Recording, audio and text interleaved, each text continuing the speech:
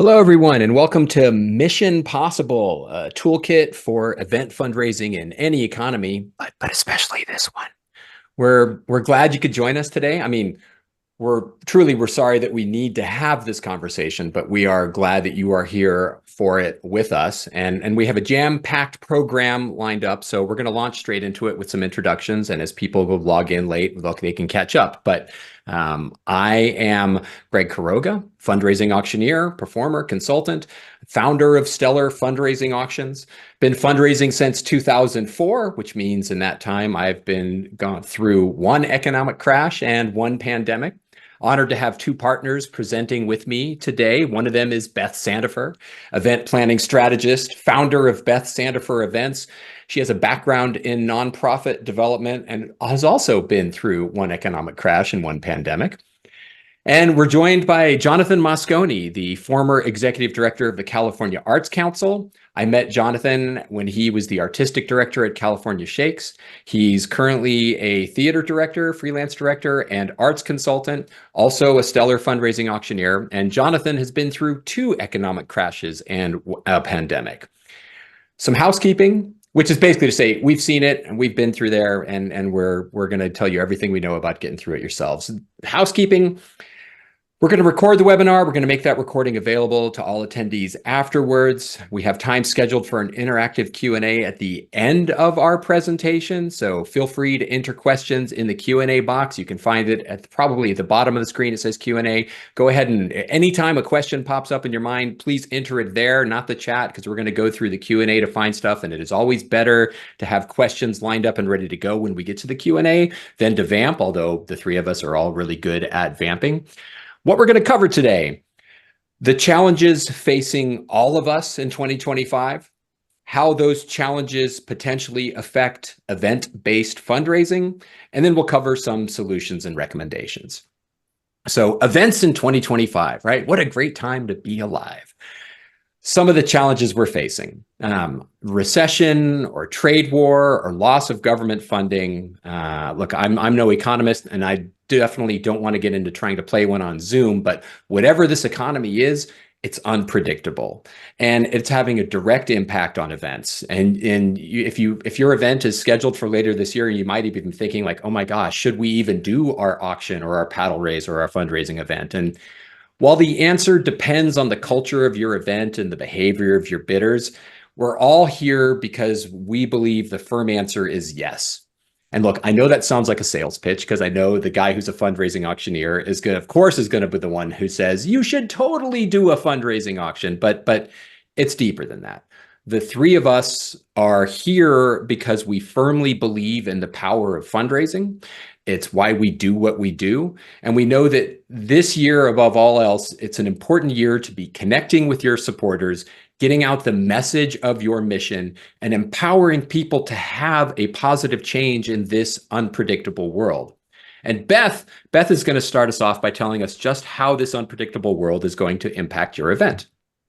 Thanks, Greg. Yeah, your mileage is going to vary depending on your organization and your crowd, but one of the ways your event could potentially be impacted is just nervous bidders and donors. Economic uncertainty, it makes people cautious. And so even your most loyal supporters may hesitate before raising their paddle or committing to a sponsorship. Times like these, we also see a tendency for people to reduce the number of charities that they support. So instead of supporting 5 organizations, they may choose only 2 or 3. We definitely saw this in 2008. We saw it again during COVID. In both cases, organizations that maintained strong donor relationships and clear messaging weathered the storm better. And remember, some donors who are less impacted gave more to those organizations that they felt emotionally connected to. Times like these, it can be harder to reach your budget goals. Inflation is everywhere. So we're seeing rising costs with our venues, with catering, with printing, with staffing. So your event expenses may not align with your pre-recession expectations. And at the same time, you may see your sponsorships and ticket sales dip. So you want to be aiming to set realistic fundraising targets and then communicate those clearly to your supporters. In terms of supporters, it might be harder to attract new supporters. In cautious economies, first-time donors are rare just because people are much less likely to take a chance on a brand new cause. So you want to focus on activating your current network, your word of mouth, table captains, existing donor referrals. Those things are going to drive attendance and interest much more effectively than broad advertising. And the last potential impact that you may face is that galas and luxury experiences can seem tone deaf in times of widespread hardship unless you framed them appropriately. Balance is going to be the key. You can still offer elegance and excellence without leaning into the extravagance. You want to instead lean into your storytelling, your donor recognition, your community resilience to remain relevant, even if you do have to scale back your budget or your goal. And I know it sounds daunting, but as Greg mentioned, there are a lot of ways to succeed in this economy. We've all seen it. I will say, though, that for me, this is not a year that I would budget exponential growth at my event. You may need to look at exploring ways to diversify your revenue, whether that's via an online auction or incorporating peer-to-peer appeals or matching gift challenges.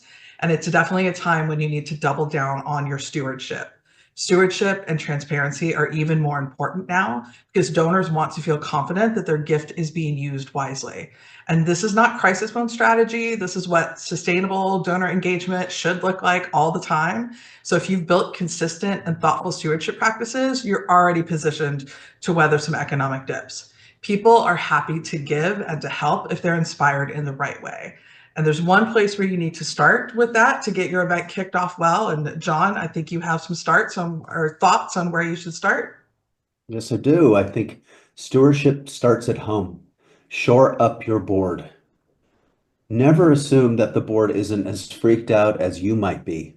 And that goes as well for your gala committee. Sometimes gala committees, of course, involve folks who aren't on the board.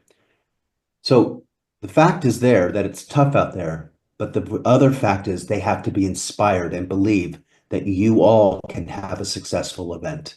And even if you, and I'm sure you do, feel the pressure and perhaps can be freaked out, you need to lead your board now more than ever. You need to lead your board, your committees, and your staff with clarity and confidence. Enlist whatever board, your board chair or others on the board who feel the same way to be part of your network of people who can help keep the board engaged and committed. The key here is that individuals are the people. It's individuals who are going to make this work successful. It starts at home. That's your core. So don't bypass that. Don't assume anything. And then that builds out to your community of supporter and donors. When you're talking to your board, your messaging must include hope, but it also must be real. Start with the facts. If you're facing, and I know you are, budget cuts due to government cutbacks or foundation cutbacks, let your board know exactly how much money stands to be lost or is already lost. And then give them specific ways that you all are going to be resilient. Example, here are the 3 to 5 things we as a staff are going to do. And now here are the 3 to 5 things we need you to do. Give them very specific prompts because it's not business as usual. And really the overarching message is we are all in this together. So Beth, I'm going to pass it back over to you. Yeah, that's great. It's really important, starting with the board and then beyond that, you really need to know your crowd and meet them where they are. So this is a time when you should be having very proactive conversations with your known bidders and donors. You don't want to wait until the week of the event, the night of the event to engage those key supporters. You should be reaching out, weeks and months in advance. Personal outreach is going to help gauge capacity and also the interest in your event and in your organization. And I want to stress that it's not about, making early asks. It's about listening early and really cultivating that buy-in. We touched on the fact that you might need to anticipate that your ticket sales could be down. You might decide to simply hold a smaller event, or you could consider creative attendance options. And these are going to look different for everyone, but how are you approaching sponsor hosted tables, whether those are corporate or individual?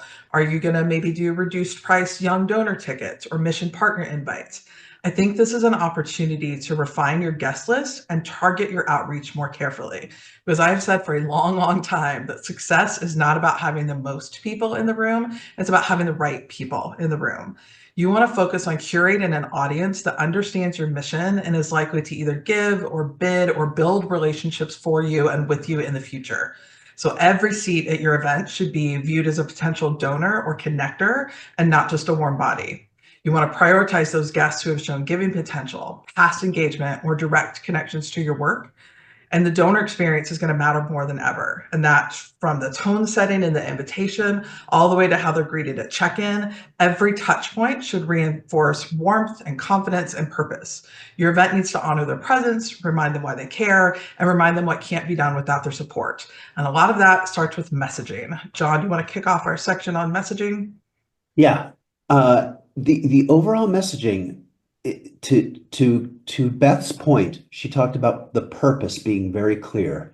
So when I say it should be transparent, I don't mean transparent as in, oh my gosh, if we don't get money from you, we're going to fall apart. That's not what I mean by transparent. It's about really going to the heart and depth of who you are and your mission. And you have to be authentic. Don't pretend the world isn't happening the way it is happening. You don't have to write we're in a dire situation message, but you want to lean in to where people are at. And that includes you. So the message you should be leading with is opposite of what most people are thinking right now, which is a world of scarcity. You have to find a way of being strong and abundant in your thinking. So 2025 is where you get people to deepen their investment in your organization by continuing to invest in your event. 2025 is where you need to do stewardship on a deeper level. All the things that you think are pro forma or some things you don't think are necessary, don't think they are like that anymore. The key here, as I was saying just a little bit before, is that you want to focus your messaging on your impact. You don't necessarily need to be saying urgent need. You want to save that for when you are in urgent need mode. You want to talk about impact because that's what they're giving to. So whatever the political identities is of your donor community, you need to find a message at your event that puts the success of the evening in the hands of those who are in the room, because relationships are going to get you through this time. Beth? Yeah, that's great. I love the focusing on impact and not urgency. And when I think of a fundraising event, there's phases to when messaging should be happening, right? And it starts with very far in advance of your event, months in advance. And I would say to you that remember that you don't need to ask for money every time you contact a donor. If your donors are only hearing from you when you need something, they're less likely to feel like true partners in your work. So as you think about your year-round messaging, share updates, celebrate the milestones that you reach, find opportunities to simply check in. I was a donor at an organization that used to send cards sometimes on Thanksgiving to say like, hey, thanks for being a donor. And sometimes on Valentine's Day, like, hey, we love you, donors. Really cute, didn't ask me for anything, just acknowledged that I was part of the fabric of their organization. If you're more than like 5-6 months out from your event, it's not too early to thank people and make them feel valued. Sean has sort of touched on, like everyone is thinking about money, but if you're adding fundraising pressure too soon, it can backfire. So when you're farther out from your events, I think the messaging really needs to focus on community and on mission alignment and the mutual goals. And the money talk can come later when the timing is more strategic. And it's strategic when you do start promoting attendance. I think you can highlight networking opportunities at your event by letting supporters know that attending or sponsoring isn't just a donation, it's an opportunity to connect with a like-minded community. And let's be real, we all know if you're doing an annual gala, it never really goes away, right? It's an 11 or 12-month process. It's a signature event for your organization that's a key touch point, even when attendance and giving patterns are shifting.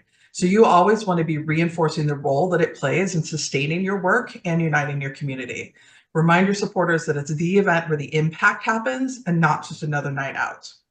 And because, this 10, 9, 11 months, however much it is that you spend on your gala, typically, there are so many points to engage donors and treat them like collaborators if you just look for them. I'm a big fan of engaging donors early in planning conversations, not just as guests, but as advisors or insiders. If you're starting auction planning, for example, reach out to previous bidders and ask them what they would like to see in the auction. And this also applies to how you engage with sponsors. You can acknowledge the moment while affirming your organization's stability and relevance. Reinforce those shared values. Emphasize your mission's alignment with the sponsor's brand and philanthropic goals. And frame sponsorship as a recognition as a way to reinforce community leadership. When you do start putting sponsor packets together, offer some flexible options. Be open to customizing benefits or sponsorship levels. And don't forget your vendors, because we're your partners too. Your auctioneers, your event planners, your AV companies, your caterers. We work with a lot of organizations, so ask us what we're seeing at different events. We also want you to succeed, and we may have ideas about how we can help you in a different way or be more efficient with your existing budget. As you start getting closer to the gala, and I'm going to touch on a night of a little bit too, we've talked about focusing more on impact than urgency. Urgency can feel overwhelming. Impact is always going to feel motivating. So shift your messaging to emphasize the meaningful outcomes of donor support. Here's what's next with your help. Donors want to feel like agents of change and not crisis responders. And the truth is, people should not have to think that hard on event night whether or not they're going to support you. So in all of your pre-event lead up, use your emails, your social media, phone calls, your pre-event materials to start setting the tone. You want to share your wins, your human stories, and your vision for the future. And these are opportunities to tell your story. And I'll share a great example of this. I'm working with an organization in the cancer support space down in San Jose. We have a committee of 25. That could be a whole other webinar that works on putting together this event. And at the start of every meeting, after the intro, there's always a moment dedicated to why we do what we do. And at the last meeting I went to, they shared a success story about their wig closet. And it was meant to just to be, hey, we had a great, event handing out some wigs. People started asking questions. It led to talk of supply issues. It made the need feel very real in a tangible way. This specific example, they have all the wigs. They're having trouble securing all the specialty shampoos and things that they also give to patients to be able to take care of their wigs. So all of a sudden, this need that I never would have dreamed existed was made real in a very tangible way. And I can tell you that I personally have told that story at least 10 times in the last 6 weeks. And it was just because we had one simple agenda line on a committee meeting of, remember, this is why we do what we do. So look for all those moments when you can be telling your story as you're leading up to your event. When you start building that narrative arc early, if it's done well, guests are going to walk into your event already leaning towards giving, and you're just inviting them to follow through.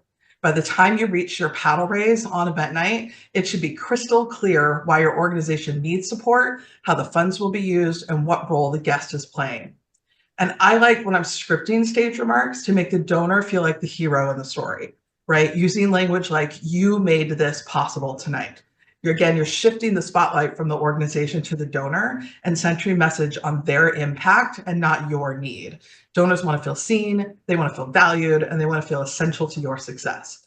This is going to strengthen the sense of community around your organization and your cause, and hopefully make your event feel like more than a fundraiser. It'll feel like a celebration of shared values and collective resilience and forward momentum. And it's always a big breath of sigh of relief when the event is over, but your work is not done yet, is it, John? No.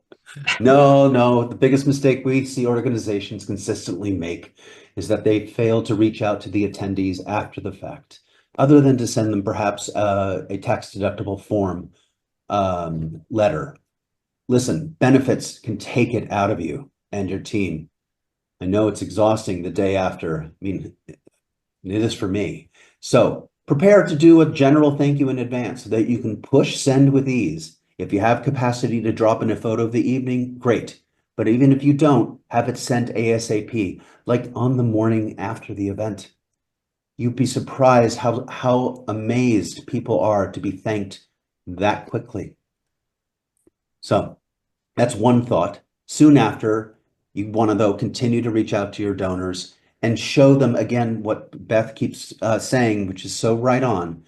What did they help accomplish? What did they make accomplish? You can do this through stories, testimonials, or any kind of visual evidence of the impact their giving is having on your organization. Connect with those who donated and couldn't attend, and to those who didn't donate and didn't attend but are still in your donor base, and share those messages accordingly. This is a time to continue to keep bringing people together after. The key to this is, if you don't do that, it really has, it the relationship becomes just transactional. There's a transaction that happens on that night, but the relationship is what's ongoing. Invite them to visit your operation. See firsthand what they can help make happen so that there's a continued sense of engagement after you have successfully brought them together to raise money for your organization. So stay in touch, stay high touch, stay low touch, stay soft touch, stay deep touch. Find all the ways you can do that so they continue to stay engaged, because the mark of a really great successful event is that people want to come back to the one next year. I'm going to pass this over to Greg, who is strangely not talked as much as we did. I'm just biding my time.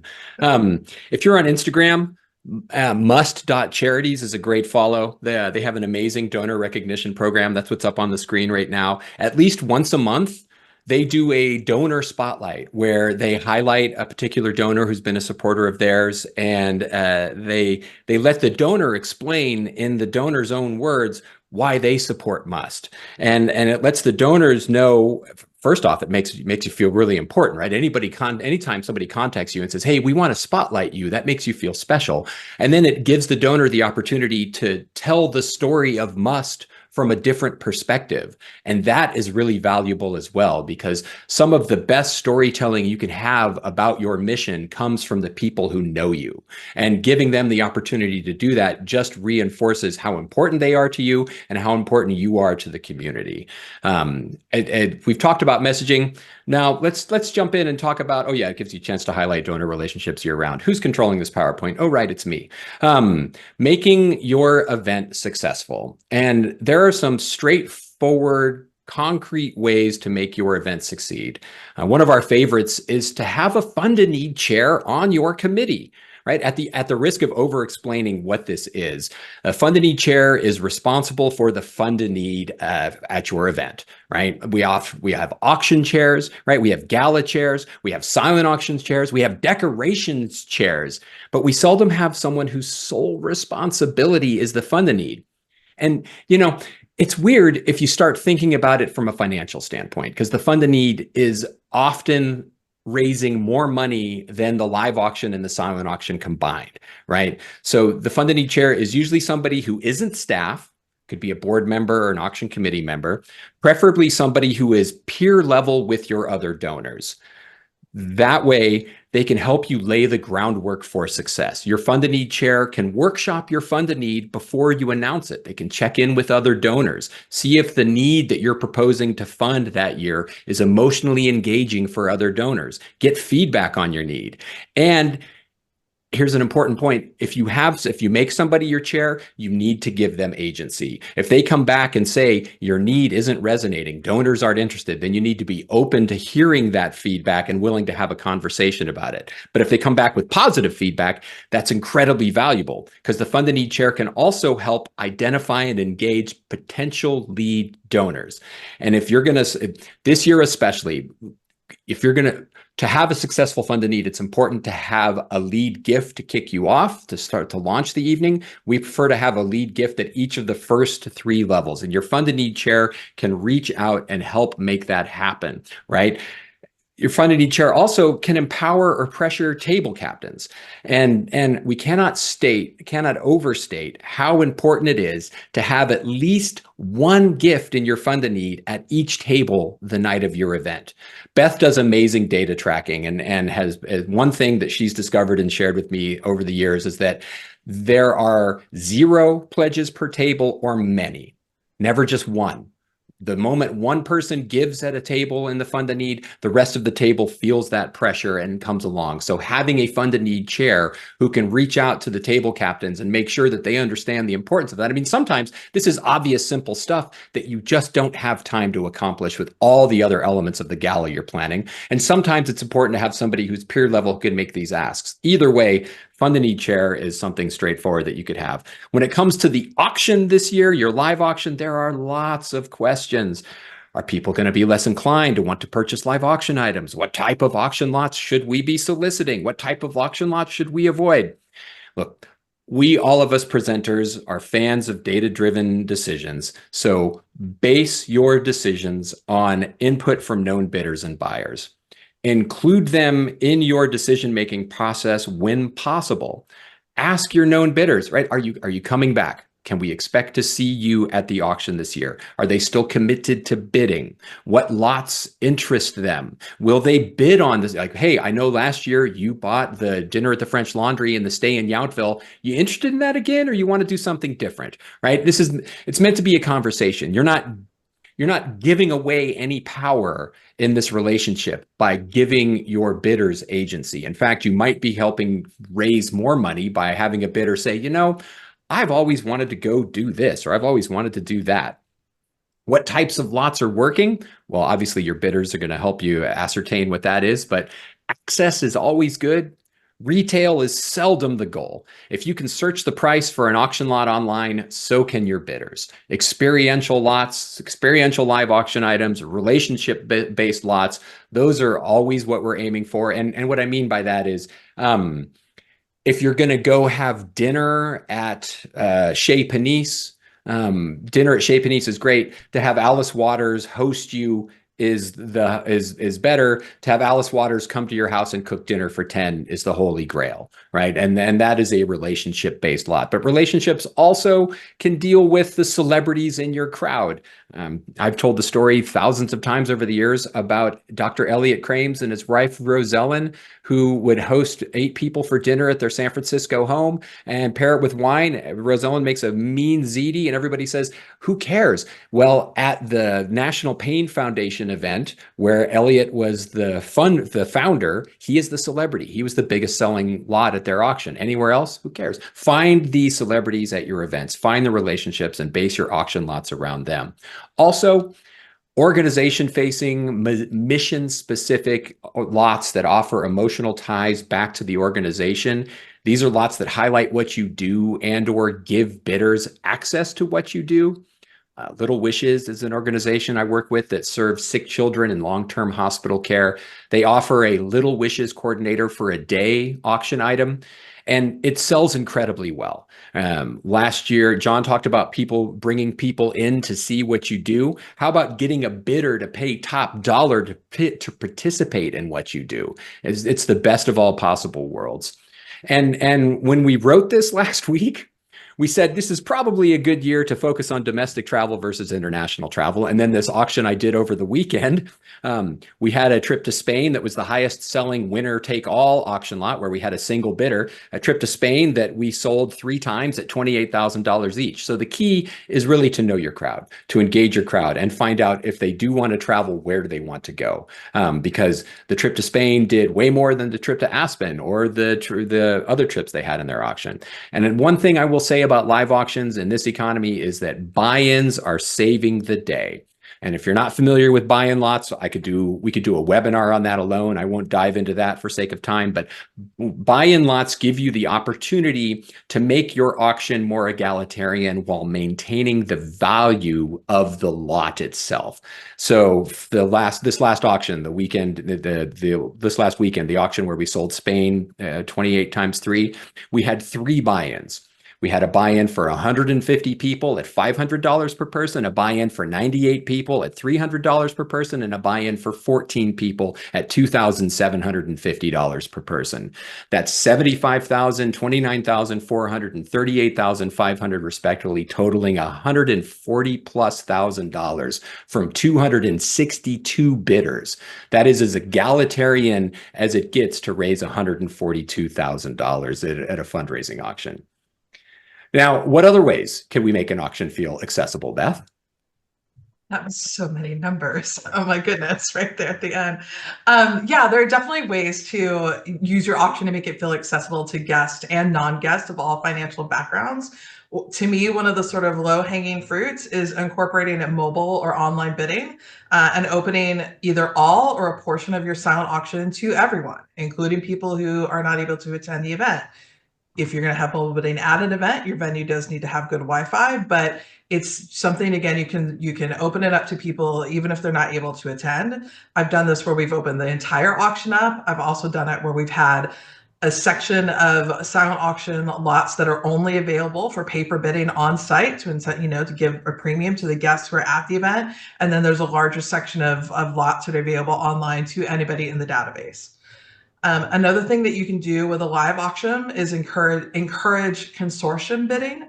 So really push the opportunity for people to form groups. So as you're promoting your live auction, include a dedicated email in advance to encourage this, a little how-to, like, hey, bid with your friends. How you do it is one person raises the paddle for the group, and then you tell us afterwards how you want to split that up between your friends. And in that email, highlight all the lots that would work well for consortium bidding.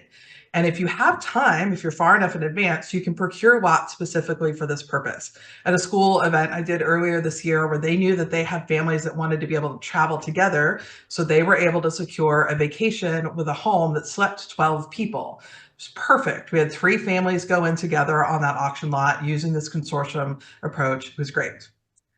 You can also encourage proxy bidding in your live auction for those who can't attend. So proxy is basically a pledge form that someone will fill out and say, I'm willing to bid up to, $1 million on, this number of lots. And then someone bids on their behalf at the event.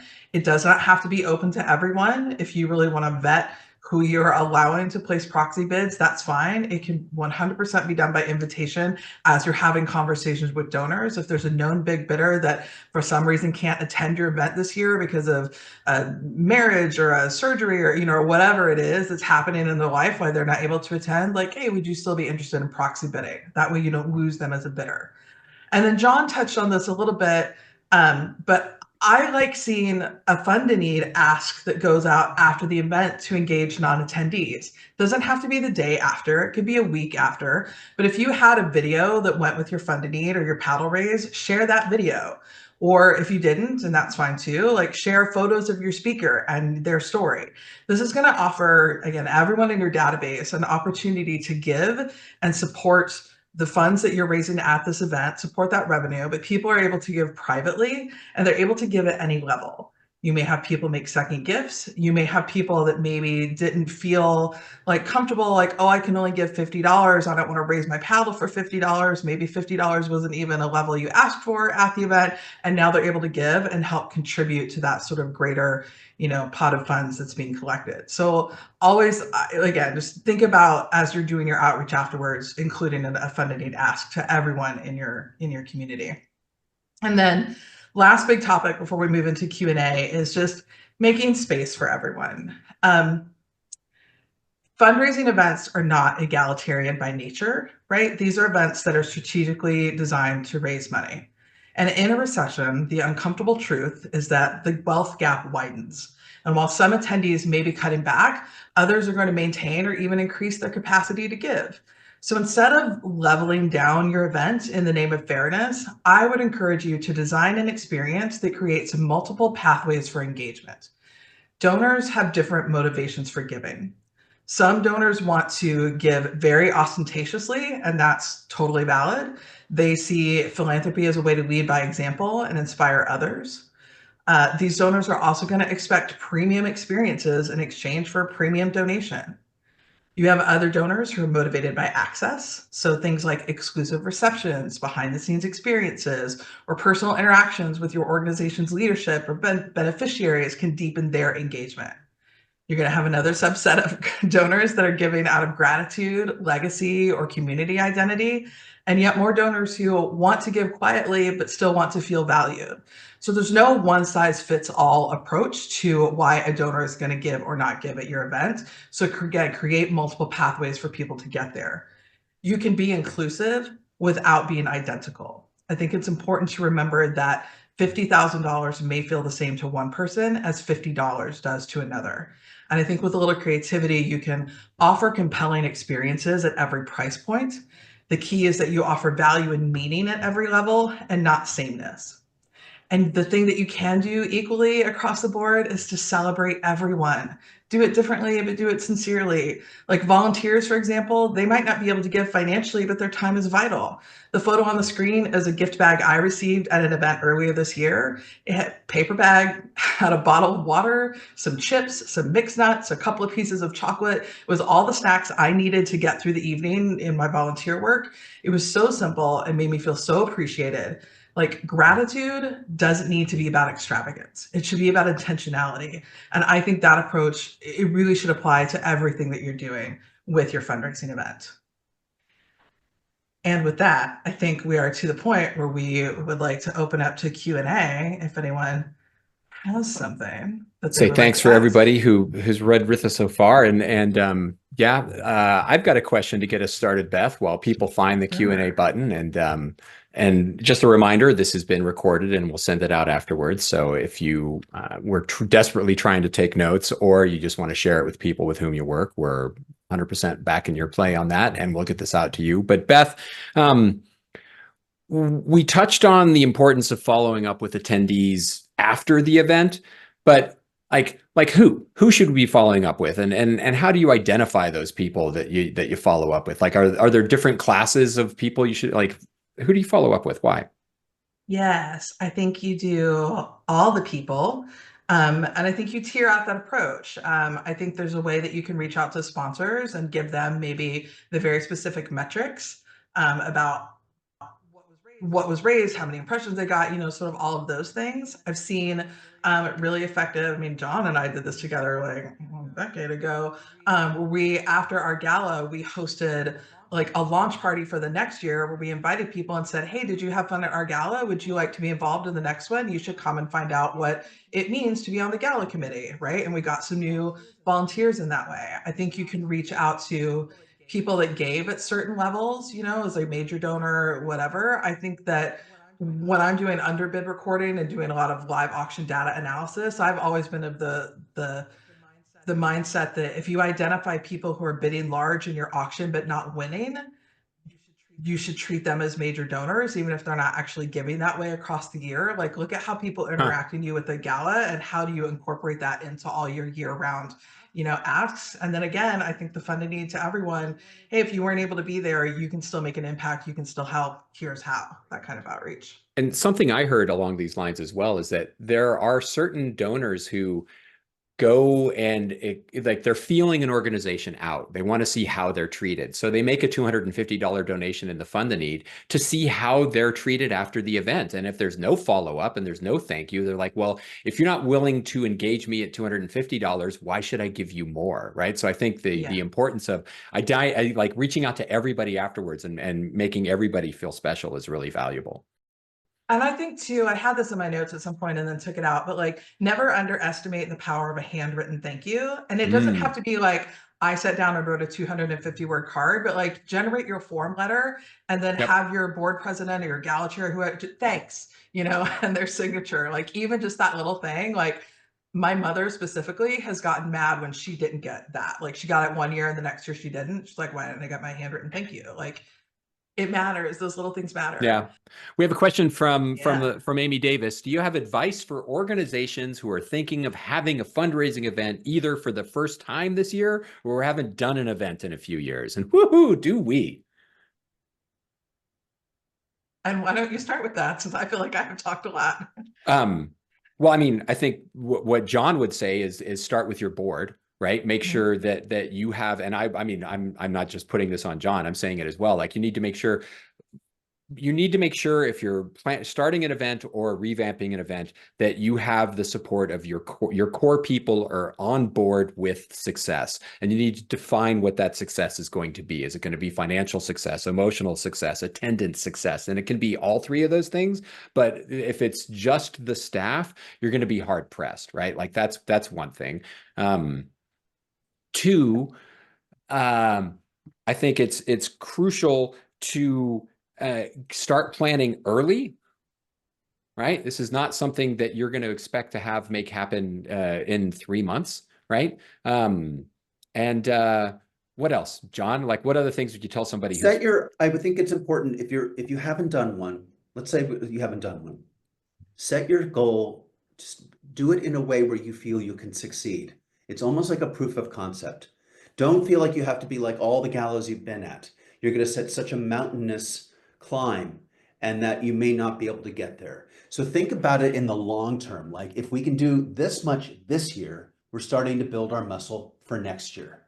So think of it in steps, right? You don't have to like, don't do all of that. You have to know if you have the donor base to support a gala, first of all, right? That's one key piece of information. And you have to understand the sort of the kind of scope and scale that you can be successful at.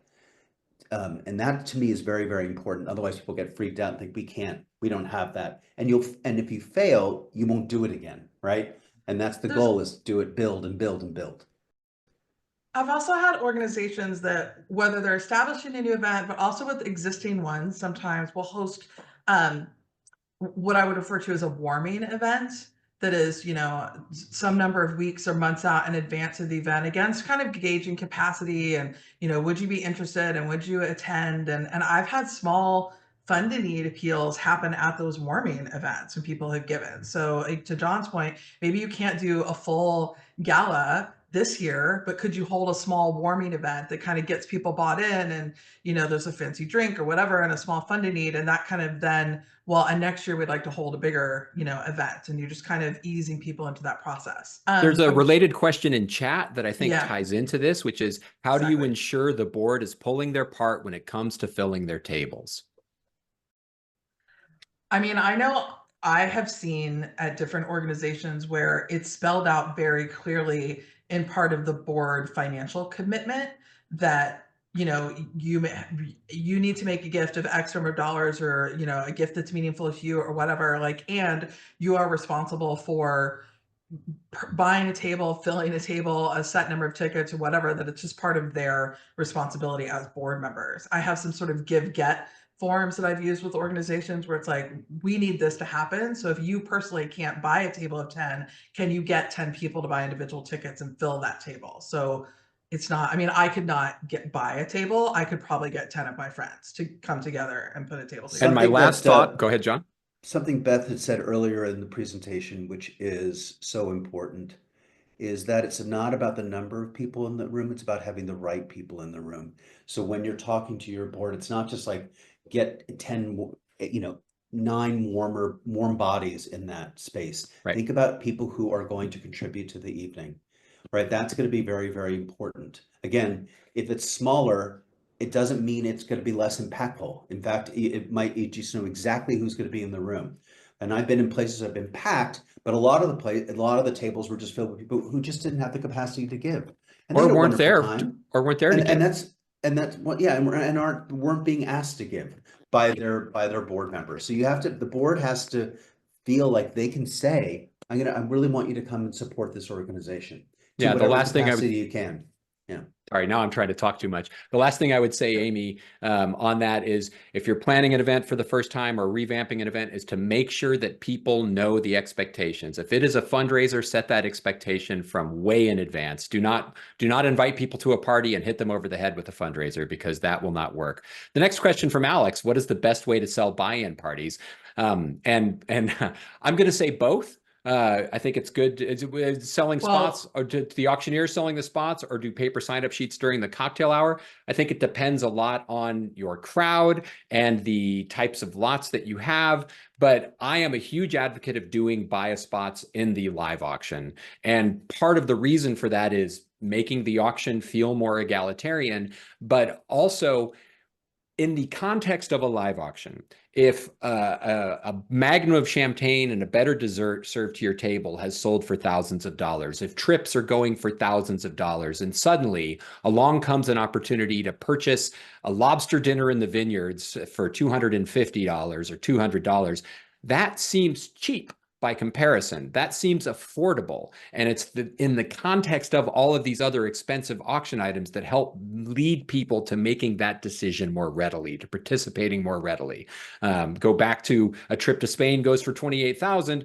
You're not going to get anything like the opportunity to buy a single seat at a party for 300 is downright cheap by comparison at that point. And so you leverage the number of people who want to do that. And that means that that lot still sells for more than anything, sells for as much as anything else the night of. I just want to point out in the chat, just acknowledge Alice and Kyle had shared that their event, they went from 750 people to 425 and were able to raise the same amounts from the smaller group that they did from the larger group because they focused on getting the right people. Yeah. I've also Yeah. seen it work. Like seen it work. Like it seems counterintuitive, but it really works. Your event gets too big and people lose contact with the front of the room.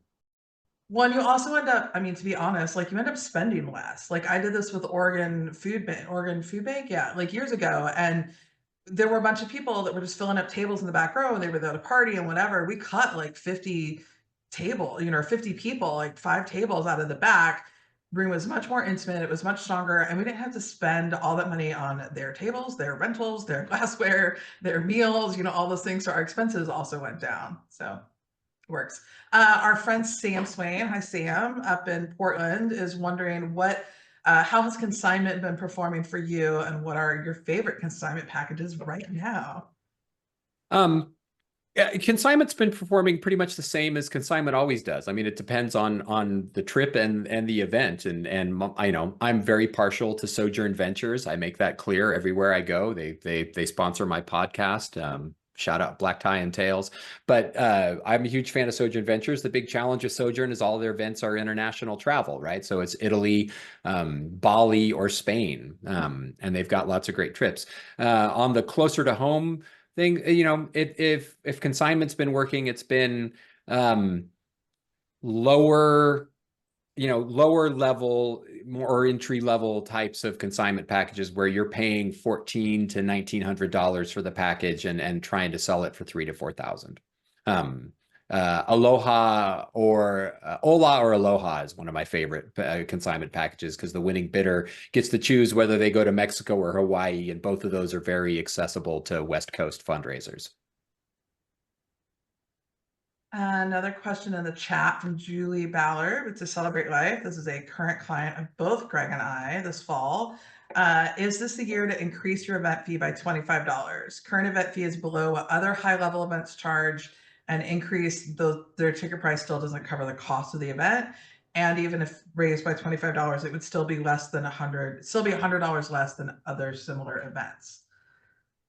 I think raising prices is tricky a little bit, and that I don't think you can raise prices too much on any crowd anywhere. Like in one year, you kind of have to sort of step people up. There's like an incremental, sort of thing.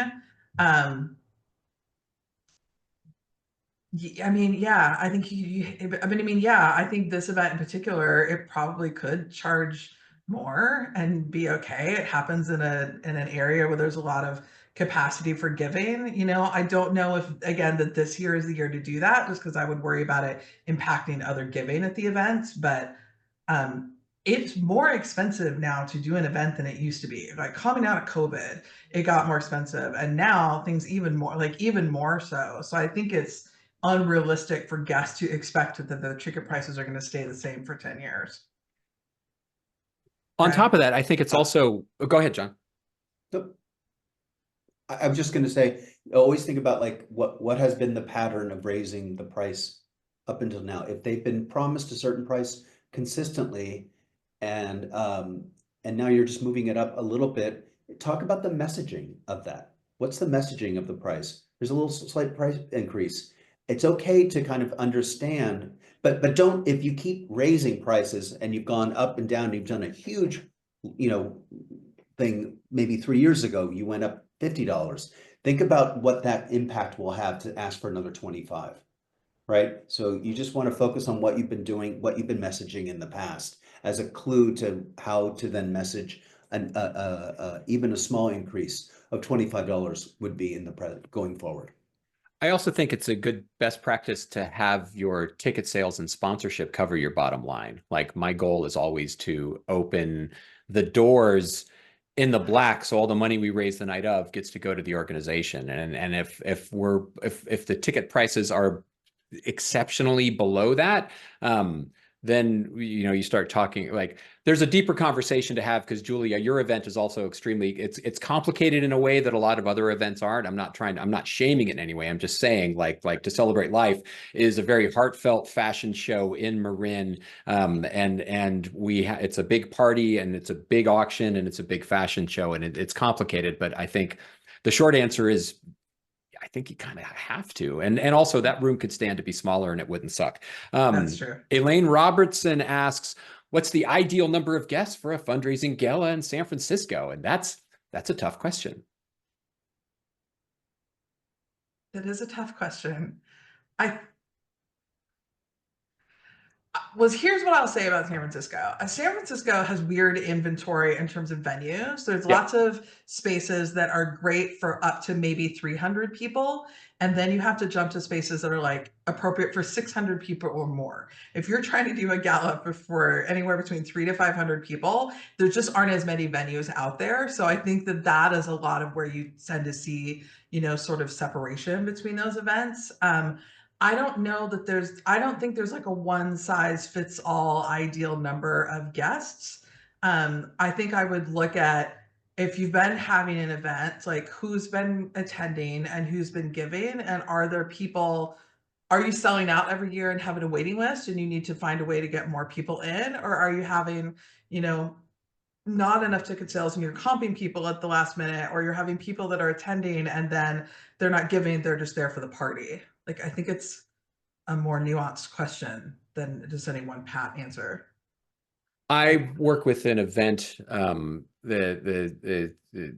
Alabama. They had 250 attendees the first year I worked with them, and then they expanded to 3 and then 350, and then we got over 450 one year because the event space could handle more. And it was interesting because when we got up to 450 people, it obviously became too many because there were tables. One of my metrics is, will everybody stop talking and stay focused for the fund to need, for the paddle raise?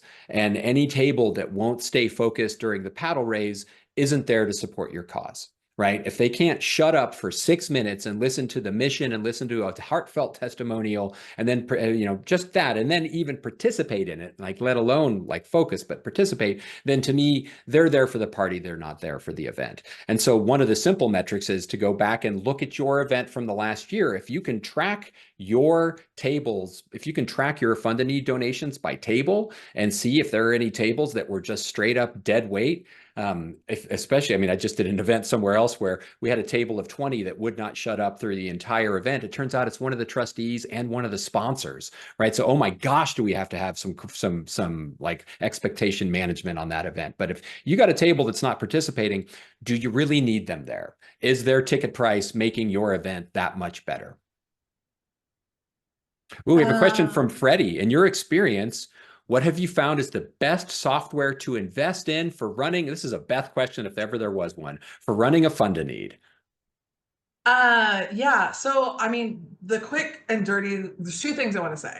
The list of software that for running events that I like more or less in order is Greater Giving, GiveSmart, Givergy, ClickBid, Swell, Give Lively. Those are kind of the ones that I work with on a regular basis. And that was a fast list. We'll include that in the wrap up. Yes, sorry.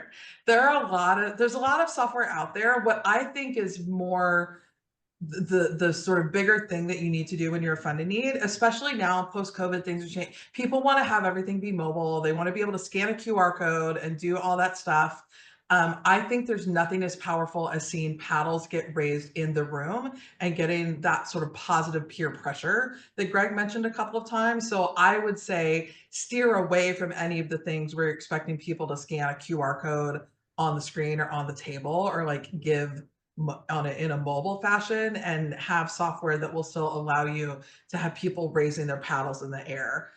Somebody in our chat included Octria on that list. I've seen demos of Octria. I haven't worked with them, so I can't speak to it specifically, but I use Octria for my little disc golf event that I do, and it works fine. It's a good entry level thing, especially. I haven't used it for anything bigger, but I mean, it's very user friendly and inexpensive.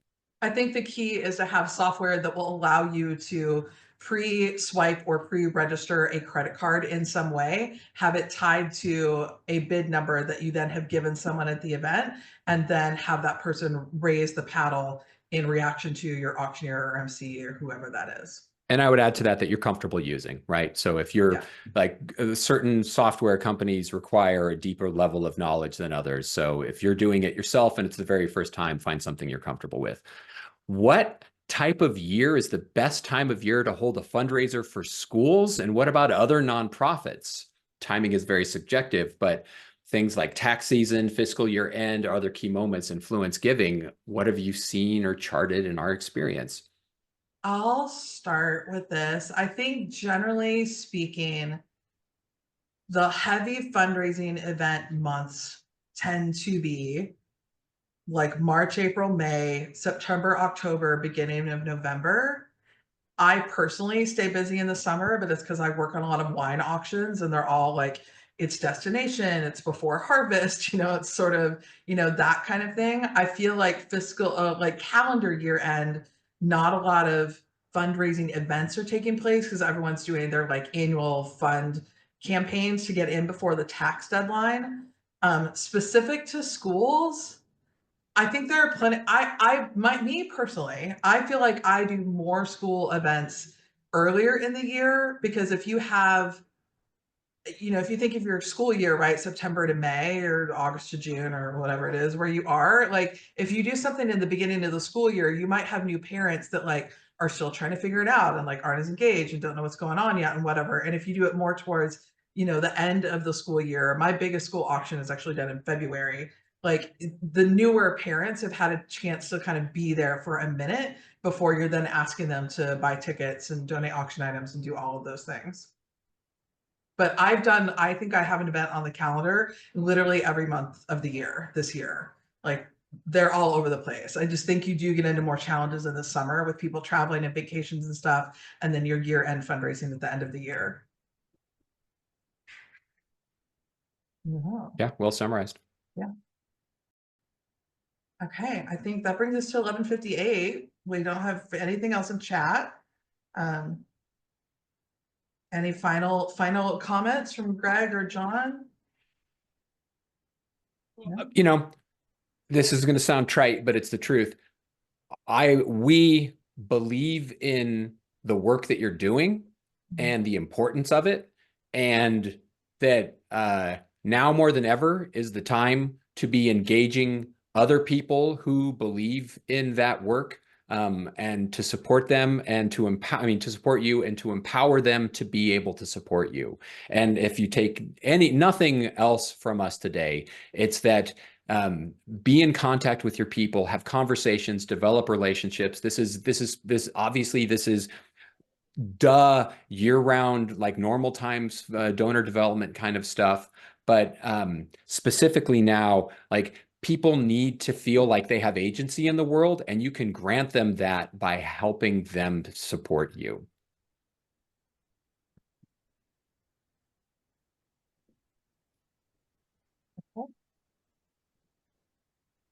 Beth, John, I appreciate you both for participating in this with me. Everybody who joined us today, thank you for joining us. We'll get the recording uploaded in some place where you can access it and view it, and we'll get it sent out. But thanks, and no matter where you go, when you get there, always remember to continue to use your powers for good. Thanks and good day.